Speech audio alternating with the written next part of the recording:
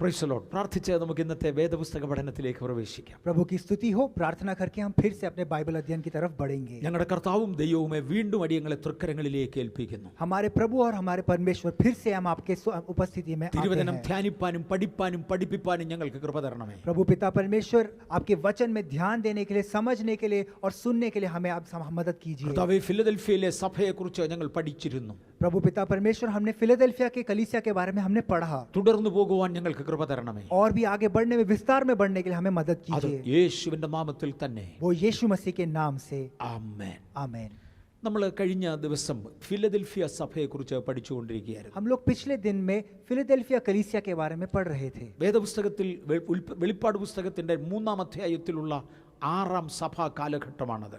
हम लोग देखते हैं पवित्र शास्त्र में प्रकाशित वाक्य के 3 अध्याय में 6 कलीसिया के बारे में अध्ययन है. 3-ാം അധ്യായം 7 മുതൽ 13 വരെയുള്ള വാക്യങ്ങളായിരുന്നു നമ്മുടെ ചിന്താ വിഷയം. हम लोग देखते हैं 3 अध्याय उसके 7वें आयत से 13वें आयत तक अध्ययन करना है हमें. നമ്മൾ അതിന്റെ 9-ഉം 10-ഉം വാക്യങ്ങൾ ചിന്തിച്ചു കഴിഞ്ഞു. हम लोग उसके 9वें और 10वें आयतों को हमने सीखा है. നമ്മൾ നിന്നിരുന്നത് നിന്റെ കിരീടം മറ്റൊരുത്തൻ എടുക്കാതിരിപ്പാൻ നിനക്കുള്ളത് മുറുകെ പിടിച്ചുകൊള്ളുക. हमने जहाँ पहले रोका वो ये था कि तुम्हारे पास जो है उसे थामे रखो और किसी और को अपना मुकुट छीनने ना दो. നിനക്കുള്ളത് എൻ്റെ വചനവും എൻ്റെ നാമവുമാണ്. तुम्हारे लिए जो दिया गया वो मेरा वचन और मेरा नाम है. നിനക്ക് വലിയ ബലമുണ്ടായിട്ടല്ല, तुम्हें बहुत ज्यादा बल है उसकी वजह से नहीं. നിനക്ക് അല്പമേ ശക്തിയുള്ളൂ. तुम्हारे अंदर बिल्कुल कम है और എന്നാൽ अल्प रूप ഉള്ള में ശക്തി सामर्थ കൊണ്ട് है. പൂർണ്ണ ബലത്തോടും പൂർണ്ണ ഗൗരവത്തോടും കൂടെ നീ മുറുകെ പിടിച്ചത് എൻ്റെ വചനവും എൻ്റെ നാമവുമാണ്. और जो भी तुम्हारे अंदर जो सामर्थ रहती है, जो शेष सामर्थ रहती है, उससे तुम अपने मेरे नाम और वचन को तुम थामे रखो അങ്ങനെ തന്നെ തുടരുക. और उसी रूप में तुम आगे भी बढ़ो. 12-ാമത്തെ വാക്യത്തിൽ,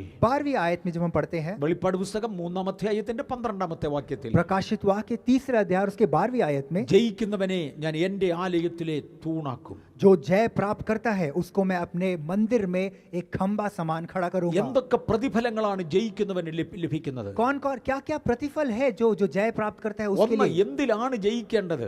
पहली बात वो ये है कि कौन क्या किस चीज में हमें എന്റെ जय प्राप्त നാമം करना है. ഉപേക്ഷിക്കാതിരിക്കുന്നതിൽ. मेरे नाम को त्यागे बिना. എന്താണ് എൻ്റെ നാമം? क्या है मेरा नाम? പിതാവും പുത്രനും പരിശുദ്ധാത്മാവുമാകുന്ന ത്രിയേക ദൈവത്തിന്റെ നാമം നീ ഉപേക്ഷിക്കരുത്. पिता, पुत्र और पवित्र आत्मा के नाम समान जो त्रित्व का नाम है वो है वो नाम. ഞാൻ ത്രിയേക ദൈവം എന്നതിനെ ഇന്ന് വിശദീകരിക്കുവാൻ താല്പര്യപ്പെടുന്നില്ലെങ്കിലും ഒരു സൂചന നന്നായിരിക്കുമെന്ന് എനിക്ക് തോന്നുന്നു. मैं त्रित्व के बारे में एक सूचना, एक छोटे शब्दों में आपके सामने प्रस्तुत करना സാത്താന്റെ चाहता हूं. ആഴങ്ങൾ അറിയാത്തവരെ ആഴങ്ങളിലേക്ക് കൊണ്ടുപോകാനല്ല, പക്ഷേ നാം സൂക്ഷിക്കേണ്ടത് സൂക്ഷിക്കുവാൻ അതിന്റെ ബോർഡർ വരെ കൊണ്ടുപോകാൻ ആഗ്രഹിക്കുന്നു. शैतान की गहरी बातों को समझने के लिए वो नहीं मैं कहना चाहता, पर हम लोग को उसके बॉर्डर तक जाना हमारे लिए जरूरी है. പിതാവായ ദൈവവും പുത്രനായ ദൈവവും പരിശുദ്ധാത്മാവാകുന്ന ദൈവവുമാണ് ത്രിയേക ദൈവം എന്നറിയപ്പെടുന്നത്. पिता परमेश्वर, पुत्र परमेश्वर और पवित्र परमेश्वर नामक परमेश्वर की हम आराधना करते हैं. കൂടുതൽ ആഴങ്ങളിലേക്ക് പോകാനല്ല, रूप में गहराई की तरफ जाने के लिए मैं नहीं चाहता. നസ്രയനാകുന്ന യേശുവിന് ഒരു വ്യക്തിത്വം ഉണ്ടായിരുന്നു എന്ന് ഞാൻ വിശ്വസിക്കുന്നു. नसरीन यीशु मसीह जो है उनका एक विशेषता थी, उसके बारे में मैं आपको बताना चाहता हूँ. യേശുവിന് ചരിത്രത്തെ AD എന്നും BC എന്നും രണ്ടായി തിരിക്കുവാൻ കഴിഞ്ഞെങ്കിൽ തനിക്ക് തന്റേതായ ഒരു വ്യക്തിത്വം ഉണ്ടായിരുന്നു. अगर प्रभु यीशु मसीह को इतिहास को AD और BC में बदलने का एक ताकत और सामर्थ्य थी, तो उनके अंदर एक अलग रूप का एक खूबी भी थी. ഈ ചരിത്രത്തിൽ മറ്റൊരുത്തനെ കൊണ്ടും സാധിക്കാത്തതാണ് യേശു സാധിച്ചത്. पूरे इतिहास में किसी और से जो नहीं हुआ वही था जो यीशु मसीह के द्वारा संभव हुआ. യേശുവിന് ഒരു വ്യക്തിത്വമുണ്ട്. यीशु मसीह को एक ऐसा एक खूबी और विशेषता യേശു है. പല പ്രാവശ്യം വിളിച്ചു പറഞ്ഞു, എനിക്കൊരു പിതാവുണ്ട്. प्रभु यीशु मसीह कई बार ऐसे पुकार के बोलते हैं कि मुझे एक पिता है. എന്റെ പിതാവ് എന്നേക്കാൾ വലിയവനാ. मेरा पिता जो है मुझसे भी बढ़कर है. അങ്ങനെയാണെങ്കിൽ എന്നേക്കാൾ വലിയൊരു വ്യക്തിത്വം എന്റെ പിതാവിനുണ്ട്. अगर ऐसा है तो मुझसे भी बढ़कर एक विशेषता प्रभु में है, मेरे पिता യേശുവിന്റെ में है. സ്നാനരംഗത്ത് പിതാവ് പുത്രനെ പരിചയപ്പെടുത്തിയിരുന്നു. प्रभु यीशु मसीह के बपतिस्मा के समय पिता ने पुत्र को परिचय दिया. സ്വർഗം തുറന്നു, സ്വർഗത്തിൽ നിന്നൊരു ശബ്ദമുണ്ടായി. स्वर्ग खुला और स्वर्ग से एक आहट हुई. ഇതാ ഇവൻ എന്റെ പ്രിയ പുത്രൻ. ये मेरा प्रिय पुत्र है. പിതാവ് പുത്രനെ പരിചയപ്പെടുത്തിക്കൊണ്ട് സംസാരിക്കുന്ന ശബ്ദം യോഹന്നാൻ കേട്ടു. पिता जब पुत्र के बारे में ऐसा कहते हैं तो वो आवाज जो है यूहन्ना बपतिस्मा देने वाले ने सुना. മാത്രമല്ല യേശു പറഞ്ഞു, എനിക്കൊരു പിതാവുണ്ട്. वो अकेला नहीं, प्रभु यीशु मसीह भी ऐसे कहते हैं कि मुझे एक पिता है. ഇല്ലാത്ത വ്യക്തിത്വത്തെ ഉണ്ട് എന്ന് യേശു വ്യാജം പറയുന്നവനല്ല. ऐसा कोई व्यक्ति नहीं है, ऐसा कोई जब व्यक्ति ना हो उसके बारे में झूठ बोलने वाला प्रभु यीशु मसीह नहीं है. ഞാനും എന്റെ പിതാവും എന്ന് യേശു അനേക ആവർത്തി മനുഷ്യനോട് എടുത്തു പറയുന്നുണ്ട്. मैं और मेरा पिता करके प्रभु यीशु मसीह ने कई बार मनुष्यों के सामने बोला. പിതാവ് പുത്രനിൽ പറഞ്ഞല്ലോ പുത്രൻ പിതാവിലോ ലയിച്ചുപോയി, ഇന്നങ്ങനെ രണ്ട് വ്യക്തിത്വങ്ങൾ ഇല്ലെന്ന് പറയുന്നവരോട് തിരുവചനം വായിച്ചു പറയട്ടെ, നോ, യു ആർ റോങ്. നിങ്ങൾ പറയുന്നത് വ്യാജമാണ്. യേശു വ്യാജം പറവാൻ മനുഷ്യനല്ല. യേശു പറഞ്ഞു എനിക്കൊരു പിതാവുണ്ട്. अगर पिता और पुत्र एक हो गए हैं, अब ऐसा कुछ है नहीं करके बोलने वाले कई सारे झूठ बोलने वाले व्यक्ति लोग हैं, तुम गलत हो, ऐसा नहीं है. आज भी ऐसे दो व्यक्तित्व हैं. യേശു വ്യാജം പറയുകയില്ല, താങ്കൾ വ്യാജം പറഞ്ഞെന്ന് വരാം. हो सकता है कि यीशु मसीह ने कभी झूठ नहीं बोला, हो सकता है आप झूठ बोल रहे യേശു हो. പറഞ്ഞു എനിക്കൊരു പിതാവുണ്ട്. यीशु मसीह बोलते हैं कि मुझे एक पिता ആ है. പിതാവിനൊരു വ്യക്തിത്വമുണ്ട്. वो पिता को एक व्यक्तित्व है. താൻ എന്നേക്കാൾ വലിയവനാണ്. वो मुझसे भी बढ़कर है. അതുകൊണ്ട് ഞാൻ ഇല്ലാതായെന്നല്ല. उसका मतलब मैं कुछ भी नहीं हूं, ऐसा नहीं. നിങ്ങൾ എന്റെ നാമത്തിൽ പിതാവിനോട് അപേക്ഷിക്കുന്നത് പിതാവ് നിങ്ങൾക്ക് നൽകി തരും. जो भी तुम मेरे नाम से पिता से पूछोगे वो पिता तुम्हें देंगे. നിങ്ങൾ എന്നോട് ചോദിക്കുന്നത് ഞാൻ നിങ്ങൾക്ക് തരും. जो भी तुम मुझसे पूछोगे मैं तुम्हें दूंगा. എന്റെ നാമത്തിൽ പിതാവിനോട് അപേക്ഷിക്കുന്നത് തന്നെ ഞാൻ നിങ്ങൾക്ക് ചെയ്തു തരും. मेरे नाम से जो पिता से जो तुम पूछोगे वही है जो मैं तुम्हारे लिए करके दूंगा. വ്യക്തിത്വങ്ങളെ വെളിവാക്കുന്ന अनेक പദങ്ങൾ യേശു പറഞ്ഞു. व्यक्तित्व को दिखाने वाले कई सारे पदों को हम देखते हैं प्रभु यीशु मसीह इस्तेमाल करते हैं. വ്യാജം പറവാൻ പിതാവും പുത്രനും മനുഷ്യരല്ല, വ്യാജന്മാരല്ല. झूठ बोलने के लिए प्रभु यीशु मसीह और पिता जो हैं वो मनुष्य नहीं जो झूठ बोलते रहेंगे. പഴയ നിയമത്തിൽ പിതാവായ ദൈവം ഇങ്ങനെ പറഞ്ഞു. पुराने नियम में हम देखते हैं पिता ने ऐसे बोला. യെശയ്യാവിന്റെ പുസ്തകത്തിൽ अनेक പ്രാവശ്യങ്ങളിൽ അത് കാണാം. यशायाह की किताब में कई बार उसको ऐसे कहा है. ഇതാ ഞാൻ താങ്ങുന്ന എന്റെ ദാസൻ, അത് യേശുവിനെ കുറിച്ച് പറയുന്നതാണ്. यहाँ पर देखते हैं प्रभु बोलते हैं कि ये देखो मेरा एक दास. ഞാൻ എന്റെ ദാസൻ, രണ്ട് വ്യക്തിത്വങ്ങൾ. मैं और मेरा दास, ऐसे दो व्यक्ति, उनमें से जो दूसरा व्यक्ति है वो दास जो है वो यीशु मसीह को ഞാൻ दर्शाता है. താങ്ങുന്ന എന്റെ വൃതൻ, मैं जिसको संभालता हूँ वो मेरा व्यक्ति. പിതാവിന്റെയും പുത്രന്റെയും വ്യക്തിത്വങ്ങൾ എടുത്തു കാണിക്കുന്നു. पिता और पुत्र के व्यक्तित्व को दिखाता है. മൂന്ന്, പിതാവ് പറയുന്നു എന്റെ ആത്മാവിനെ ഞാൻ അവന്റെ മേൽ വെച്ചിരിക്കുന്നു. तीसरा हम देखते हैं कि मेरे आत्मा को मैं उसके ऊपर उंडेलता हूँ.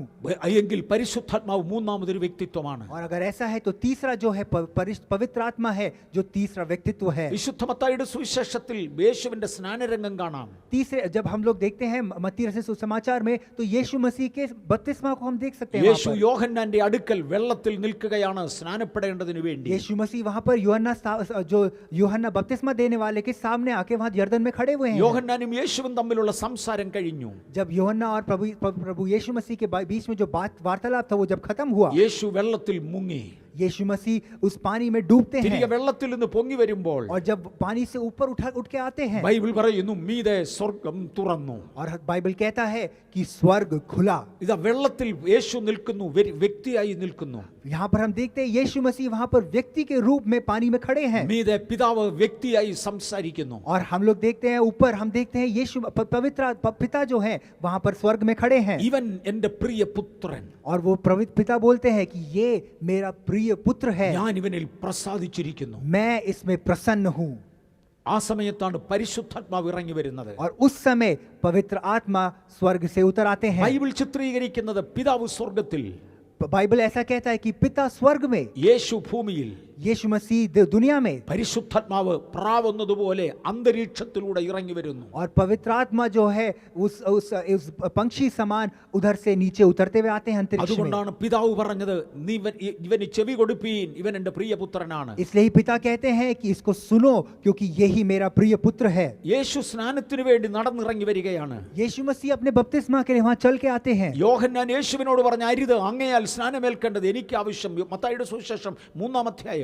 वहां पर यूहन्ना बपतिस्मा देने वाले बोलते हैं कि नहीं, मेरे को आपके द्वारा बपतिस्मा चाहिए. वहां पर मत्ती रचित सुसमाचार में हम देखते हैं तीसरा आयत ആ में, യോർദാന്റെ കടവിങ്കൽ കരയിൽ ചില ആളുകളും കൂടെ നിൽപ്പുണ്ട്. यरदन के उस किनारे में कई सारे लोग भी वहां खड़े हैं. ലൂക്കോസിന്റെ സുവിശേഷം 7-ാം അധ്യായം പറയുന്നത് लूका सुसमाचार 7वें अध्याय में हम देखते हैं പരീശന്മാരും ന്യായശാസ്ത്രികളും ആ കരയിൽ നിൽപ്പുണ്ട്. कई सारे फरीसी लोग और कई सारे जो न्याय करने वाले लोग कई सारे वहां खड़े അവർ थे. യോഹന്നാന്റെ സ്നാനമേൽക്കാതെ ദൈവത്തിന്റെ ആലോചനയെ തങ്ങൾക്ക് തന്നെ വൃഥാവാക്കി കളഞ്ഞുവെന്നാണ് ലൂക്കോസ് 7 പറയുന്നത്. हम लोग देखते हैं कि उनमें से कई सारे लोग सारे लोग जो थे यूहन्ना के द्वारा दिए गए बपतिस्मा को लिए बिना जो नियम था उसको वो निषेध करते हैं. അവരെ കരയിൽ നിന്നുകൊണ്ട് പറയുന്നത് वो वहां किनारे में खड़े होकर ऐसे कहते ഇതൊക്കെ हैं, വെറുതെയാ ചുമ്മാതാ.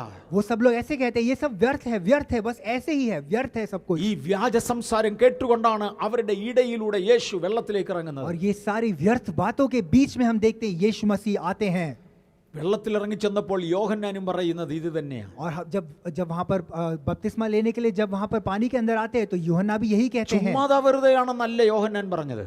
ये सिर्फ व्यर्थ है, फालतू है, ऐसे नहीं बोलते हैं वो. അത് കേവലം ന്യായശാസ്ത്രിയുടെയും പരീശന്റെയും ന്യായവാദമാണ്. वो सारे न्याय शास्त्र करने वाले और सारे फरीसी लोगों के वाक्य हैं. യോഹന്നാൻ പറഞ്ഞു, അങ്ങ് ദൈവത്തിന്റെ പുത്രനാണെന്ന് എനിക്കറിയാം, അങ്ങയാൽ സ്നാനമേൽക്കേണ്ടത് എനിക്ക് ആവശ്യം. वो ऐसे बोलते हैं कि आप पिता वो महान प्रभु के बेटे हैं और उनके आपके द्वारा पुत्र के द्वारा बपतिस्मा मुझे प्राप्त എന്റെ करना കയ്യാൽ है. സ്നാനമേൽക്കാൻ വരരുത്. आप मेरे हाथों के द्वारा बपतिस्मा लेने ना आइए. യേശുവിന്റെ മറുപടി, यीशु मसीह का जो वापस बोलना था, യോഹന്നാനെ ഇപ്പോൾ സമ്മതിക്ക്, यूहन्ना आज तुम मानो.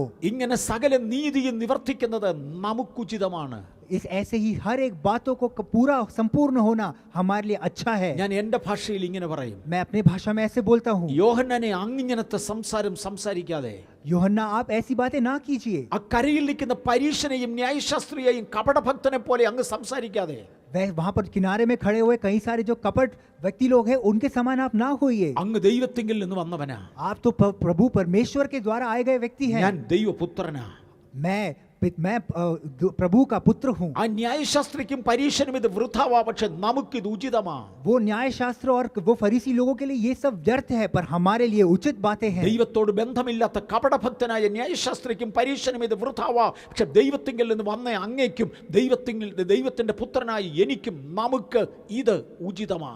वो न्याय शास्त्री लोग जो कपट व्यक्ति लोग हैं उन सब के लिए तो ये व्यर्थ बातें हैं, पर हम लोग जो आप जो है प्रभु के द्वारा बुलाए गए मनुष्य और मैं जो परमेश्वर का पुत्र हूँ, हमारे लिए ये उचित बातें हैं. ഇത് കേട്ട യോഹന്നാൻ യേശുവിനെ സമ്മതിച്ചു. ये सुनते ही यूहन्ना जो बपतिस्मा देने वाले हैं मान जाते हैं. യേശു സ്നാനമേറ്റു. वो यीशु मसीह की बात मानने के बाद यीशु मसीह को വെള്ളത്തിൽ स्नान നിന്ന് देते हैं. പൊങ്ങിയപ്പോൾ जब यीशु मसीह बपतिस्मा लेके खड़े होते हैं സ്വർഗ്ഗം തുറന്നു.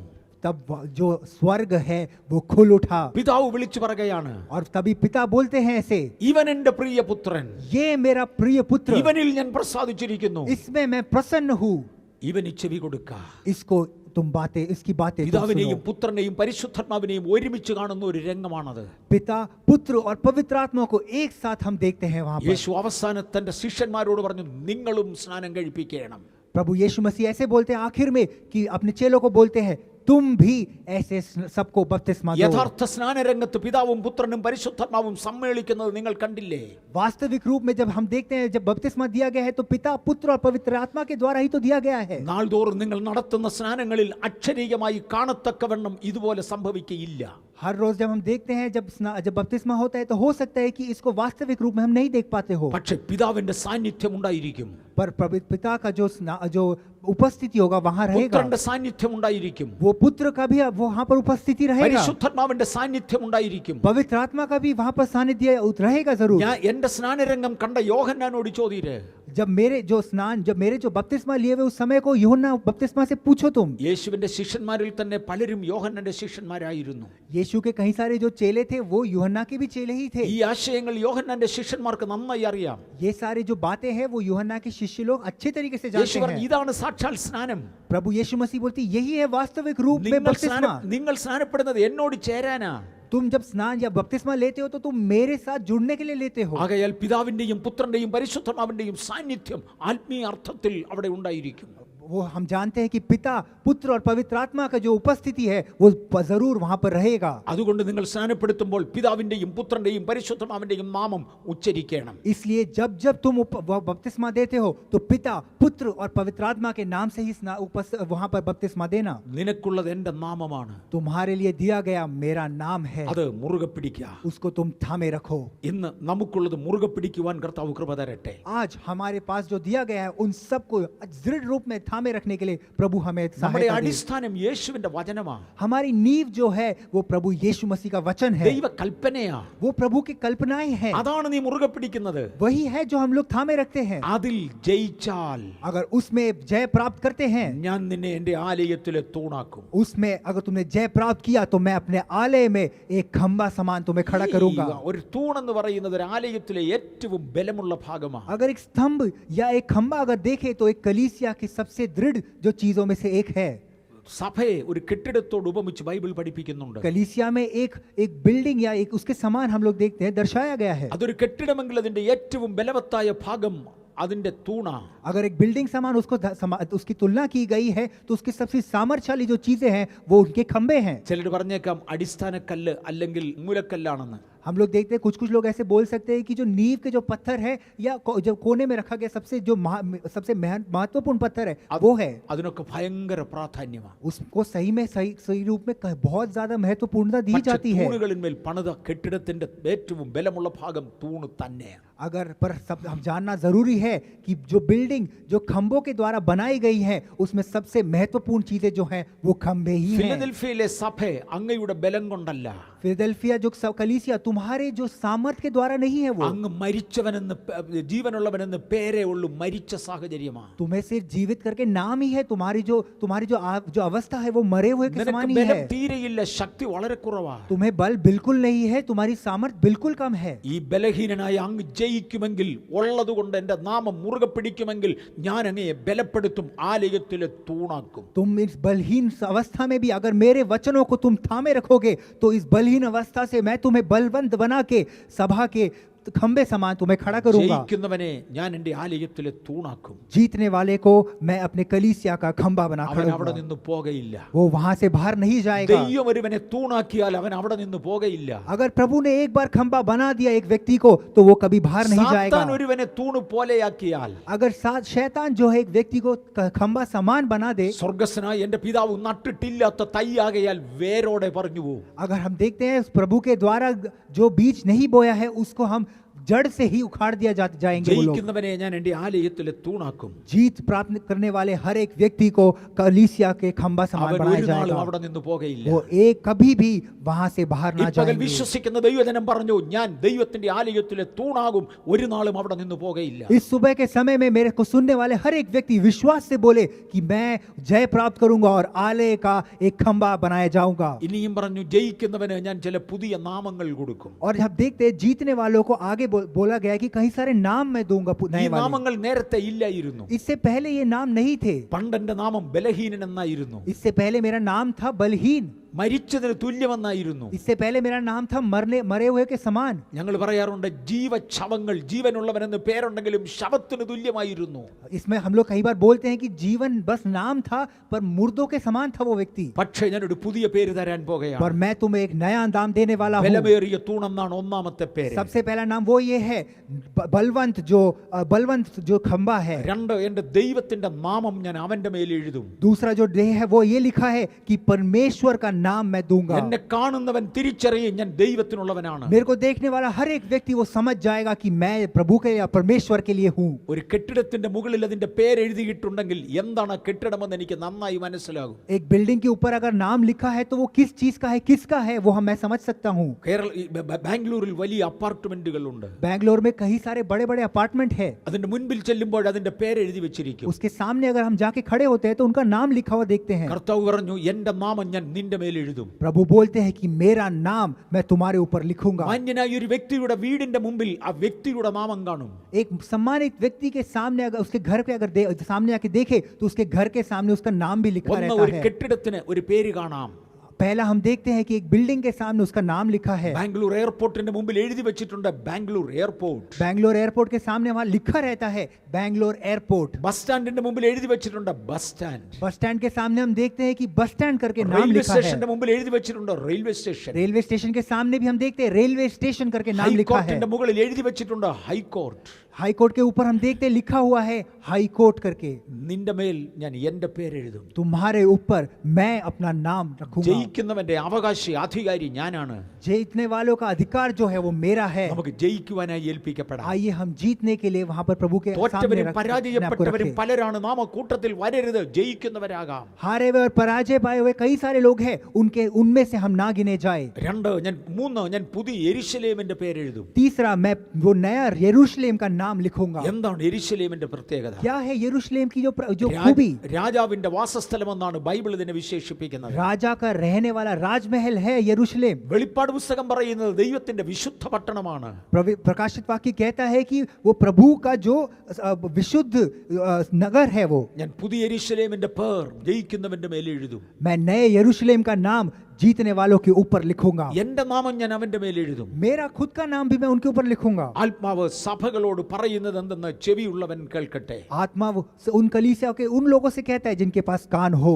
ഇന്ന് ദൈവകരങ്ങളിലേക്ക് നമ്മെ ഒന്ന് ഏൽപ്പിച്ചു കൊടുക്കാം. आज हम फिर से प्रभु के हाथों में अपने आप को समर्पित കർത്താവേ, करें. എന്റെ മേൽ ഒരു പുതിയ പകർച്ച വേണമേ. प्रभु मेरे ऊपर फिर से एक अलग सा अभिषेक എന്റെ हो. മേൽ ഒരു ദൈവിക സാന്നിധ്യം വേണമേ. मेरे ऊपर फिर से एक अलग से प्रभु का उपस्थिति हो. ബലഹീനമായ സാഹചര്യങ്ങളിൽ അങ്ങയുടെ വചനമാണ് എന്നെ ബലപ്പെടുത്തുന്നത്.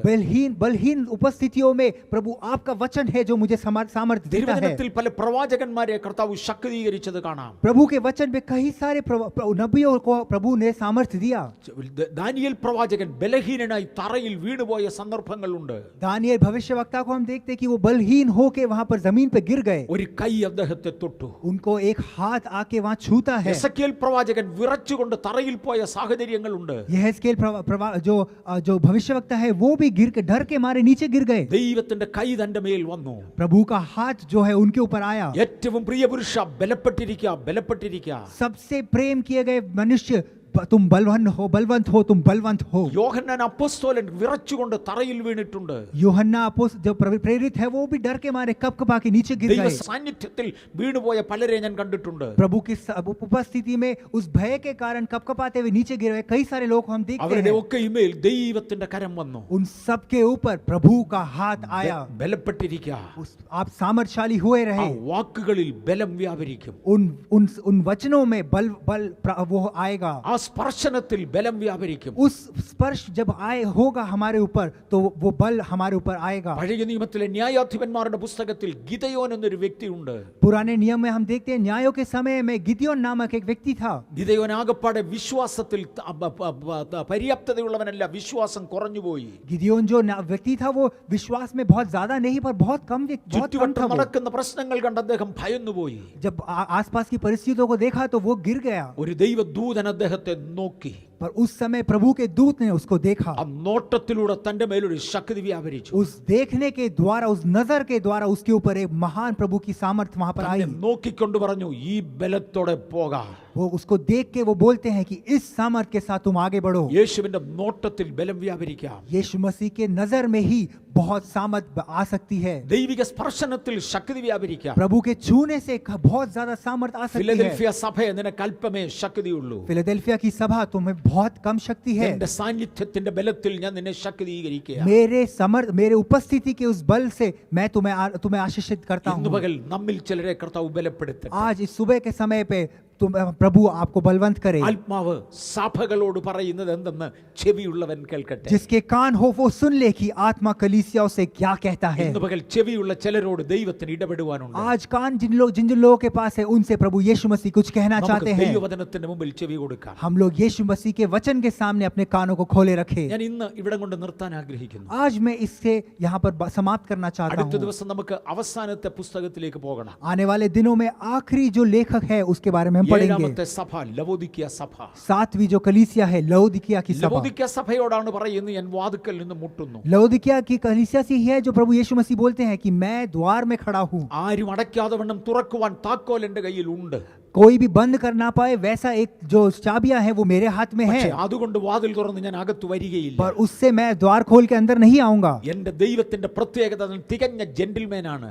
मेरे प्रभु यीशु मसीह की जो विशेषता है वो ये है कि वो संपूर्ण रूप में एक अच्छे व्यक्ति है. ആരുടെയും ഹൃദയത്തിന്റെ വാതിൽ തട്ടിത്തുറന്ന് അവൻ അകത്ത് കയറുകയില്ല. वो किसी भी दरवाजे किसी के भी हृदय के दरवाजों को धक्का देके नहीं खोलते. ആരുടെയും വാതിലുകൾ ചവിട്ടി തുറന്ന് അകത്ത് കയറുന്നവനല്ല എന്റെ കർത്താവ്. किसी भी व्यक्ति के दिल के द्वार को वो धक्का या लात मार के नहीं खोलते. ആരും അടയ്ക്കാതെ വണ്ണം തുറക്കുവാൻ താക്കോൽ ഉണ്ടെങ്കിലും നീ തുറന്നു തന്നാൽ മാത്രമേ നിന്റെ അടുക്കൽ വരത്തുള്ളൂ. जिसके खोले हुए को कोई बंद नहीं कर सकता और बंद किए हुए को खोल नहीं सकता करके जो चाबियां रखता है वही है जो आया है वहां पर. നമ്മൾ അതിന്റെ ഡീറ്റെയിൽസിലേക്ക് അടുത്ത ദിവസം പ്രവേശിക്കും. उसके पूरे विस्तार में हम लोग आने वाले दिन में पढ़ेंगे. ഇന്ന് പകൽ നമുക്ക് പറയാം, കർത്താവേ ഞാൻ അങ്ങയുടെ അടുക്കൽ വരികയാണ്. आज इस सुबह के समय हमें हम बोले कि प्रभु मैं आपके पास आता അങ്ങയുടെ हूँ. സന്നിധിയിൽ നിന്ന് അന്യപ്പെട്ടു പോകാതെ വണ്ണം എന്നെ ബലം കൊണ്ട് നിറയ്ക്കണമേ. मैं आपकी उपस्थिति से बाहर ना चले जाऊं उसके लिए आप मुझे बल दीजिएगा. ഒരു കാലത്തും പോകാതെ വണ്ണം എന്നെ ശക്തി കൊണ്ട് അരമുറുക്കണമേ. कभी भी बाहर निकलने के लिए मुझे आप ऐसा उपस्थिति ना किए, हमेशा मुझे अंदर रखिए. ആത്മാവ് ഇന്ന് പറയുന്നത് എന്തെന്ന് ചെവിയുള്ള നമുക്ക് എല്ലാവർക്കും കേൾക്കാം. आत्मा जो आज कहता है हम में से जिन व्यक्तियों के पास कान है वो खोल के सुने. കണ്ണുകളടയ്ക്കാൻ നമുക്ക് പ്രാർത്ഥിക്കാം. आइए हम आंखें बंद करें और प्रार्थना करें। ഞങ്ങളുടെ കർത്താവും ദൈവവുമേ, ഞങ്ങൾ അങ്ങേ ഒന്നുകൂടെ സ്തുതിക്കുന്നു. हमारे प्रभु और हमारे परमेश्वर, हम आपकी आराधना करते ഇന്ന് हैं। ശക്തമായ ഒരു ദൈവകൃപ ഞങ്ങളുടെ മേൽ തന്നതിനായി സ്തോത്രം. आज एक महान प्रभु की उपस्थिति आपने हमारे में दी, उसके लिए आपका धन्यवाद മഹത്വമുള്ള करते हैं। ദൈവത്തിന്റെ കൃപയും സാന്നിധ്യവും ഞങ്ങളോടുകൂടെ കാണണമേ. महान जो वो तेजस्वी नाम है, उसके लिए हम आपका धन्यवाद करते हैं, उसके लिए തേജോമയനായ हम भक्ति അങ്ങയുടെ करते हैं। ബലമുള്ള കരങ്ങളിൽ എന്റെ കേൾവിക്കാരെ ഇന്ന് ഏൽപ്പിച്ച് ഞാൻ അനുഗ്രഹിക്കുന്നു. उस तेजस्वी नाम और हाथ के लिए आपका धन्यवाद करते हैं और आपकी स्तुति करते हैं प्रभु। ഓരോരുത്തരെ അങ്ങ് ആശീർവദിച്ചാലും एक एक व्यक्ति को आप आशीषित कीजिएगा, അവിടുന്ന് ബലപ്പെടുത്തണമേ.